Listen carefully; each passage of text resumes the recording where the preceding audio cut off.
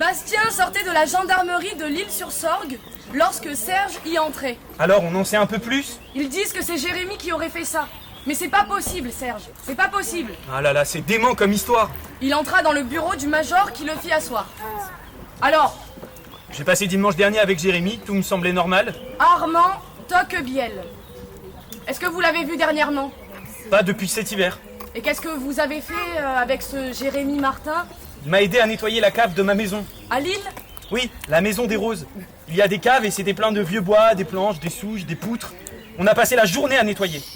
J'avais loué une camionnette, il m'a aidé à sortir tout ça. On est allé tout mettre en déchetterie. Et après?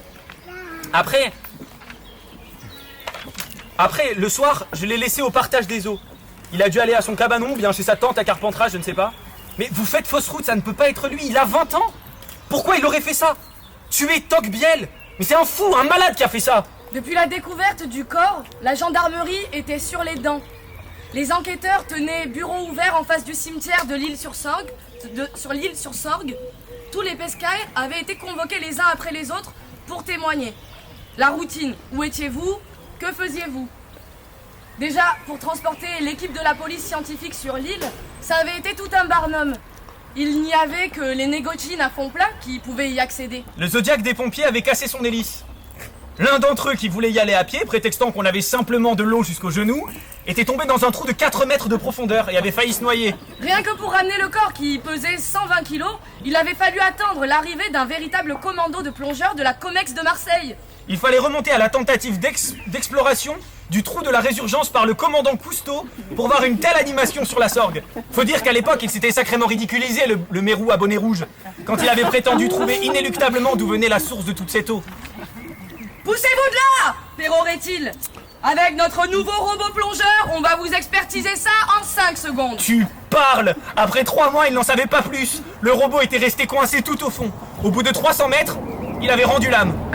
Bah alors, c'est profond, avait-il conclu. Merci, commandant! Pas la peine de remuer tout votre tintouin pour savoir ça. On vous disait que c'était profond. Tocquebiel aimait raconter cette histoire en hurlant de rire. L'arrivée des journalistes, le coinçage du robot, le rire de Cousteau et de sa bande de baroudeurs des mers du Sud qui avaient tout vu, tout entendu, tout compris. Et ben là, il calait, il s'ensablait, il touchait le fond. Mais pas le fond de la source, non. Le fond de la déprime. Comment ça?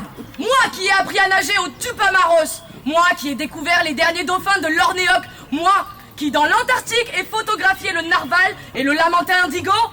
Voilà que je sèche à 100 km de la mer, en eau douce, et au milieu d'un ramassis de pêcheurs à la fourchette. Il était furieux et est reparti sans son reste. Et le rire de Tocquebiel résonnait dans tout le ballon.